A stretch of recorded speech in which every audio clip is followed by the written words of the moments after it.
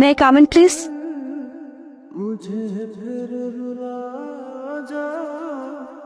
দুই বছর একটা রিলেশন,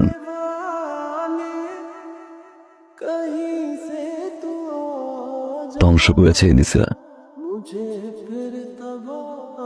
কি দোষ ছিল সেদিন আমার? একটা ছেলে চাকরি পাচ্ছে না, ইন্টারভিউ দিচ্ছে বারবার, তারপর চাকরি করছে না, অকর্মা, সিরিয়াস না, যোগ্যতা নাই, বাজে বিহেভ করে হার্ড করে টিস্যুর মতো ছুঁড়ে ফেলে দিছিল। আজ 2 বছর পর তুমি আমার অফিসে চাকরির জন্য, আমার সাইনের উপর ডিপেন্ড করছে তোমার চাকরি হবে কি হবে না। এই অফিসে তোমার চাকরি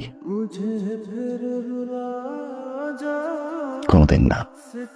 ও ইয়েস ইয়েস ইয়েস ইয়েস, একটা একটা একটা একটা পোস্ট খালি আছে, ওই যে ক্লিনার একটা পোস্ট খালি, 8,000 টাকা স্যালারি, 2টা বোনাস দে।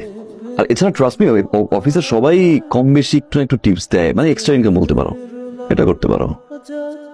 এত বড় লোক বাবার মেয়ে ক্লিনার চাকরি করবে?